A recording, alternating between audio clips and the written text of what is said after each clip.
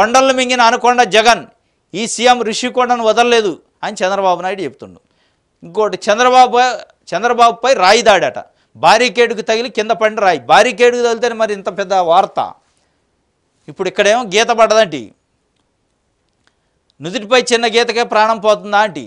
మరి ఇక్కడ రాయి డైరెక్ట్ తగలను కూడా తగలే, బారికేడు తగిలి కింద పడిపోయిందట. మరి ఆ రాయి ఏంచిందోడు వేసిందోడు పక్కన పెడితే ఆయన దాకా కూడా రాలే. బారికేడు తగిలితేనే ఇంత రాద్ధాంతం చేస్తే ఒక ముఖ్యమంత్రికి నుదుటిని తగిలి ప్రాణం పోయే పరిస్థితికి వచ్చాక దాన్నే చిన్న గీత అంటావు, దానికి 307 ఎట్ట పెడతాడంటావు, మళ్ళీ దాన్నే సిబిఐకి ఇవ్వాలంటావు. ఇక్కడ చంద్రబాబుపై రాయి దాడి గాజువాక సభలో తప్పిన ప్రమాదం. ఏం ప్రమాదం? బారికేడుకి తగిలితే ఈయనకి తగలలేదు కదా, తగిలింది బారికేడుకి. ఈయనకే ప్రాణ ప్రమాదం అయితే గీతే జగన్మోహన్ రెడ్డి గారికి నెదుటిని తగిలింది, అది ప్రాణ ప్రమాదం, ప్రాణానికే ప్రమాదం అని డాక్టర్లు చెప్తున్నారు. అప్రమత్తమైన బాబు భద్రతా సిబ్బంది క్లేమర్ మైన్స్ దాడికే భయపడలేదు, రాళ్లకు భయపడతానా అని చంద్రబాబు నాయుడు గారు అంటున్నాడు. జగన్పై ఎవరో గులకరాయి వేస్తే నాపై రాళ్లు వేయిస్తారా? ఎవడేపీ ఇట్లే ఆయనపై రాళ్లు వేసి 24 గంటలైన ఎందుకు చర్యలు తీసుకోలేదు? సిఎస్ డీజీపీ ఏం చేస్తున్నారు? ఇది అసలు కథ.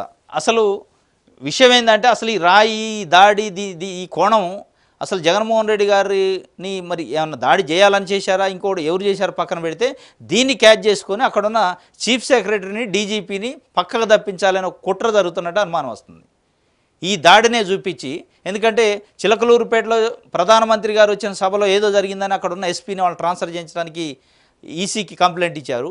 ఇప్పుడు ఈ రాయి దాడిని ఆసరాగా చేసుకొని 24 గంటలైనా ఏం చేస్తున్నారు మీరు అని చెప్పి హంతకుడే సంతాపం తెలిపినట్టుంది అని చెప్పి దీన్ని ఆసరాగా చేసుకొని ఆ డీజీపీని కానీ దానికి సంబంధించిన ఆఫీసర్లు ఎవరు ఉంటో వాళ్ళని అక్కడ నుంచి పంపే కార్యక్రమం, బదిలీ చేసే కార్యక్రమానికి కుట్రకి తెరలేపినట్టు అర్థమవుతుంది మనకి.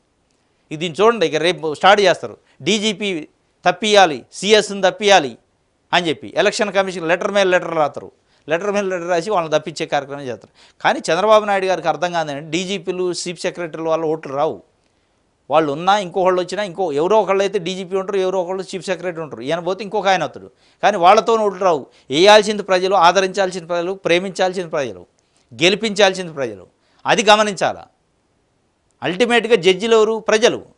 ఆ ప్రజల మెప్పు పొందాలి తప్ప ప్రజల్లో ఉమ్మేంచే కార్యక్రమం, ప్రజలు ఏసరించే కార్యక్రమం చేస్తే ఏసరిస్తూనే ఉంటారు. ఇప్పటికే మీరు పాతాళానికి పోయారు, ఇంకా పోయే పరిస్థితి ఉంటుంది.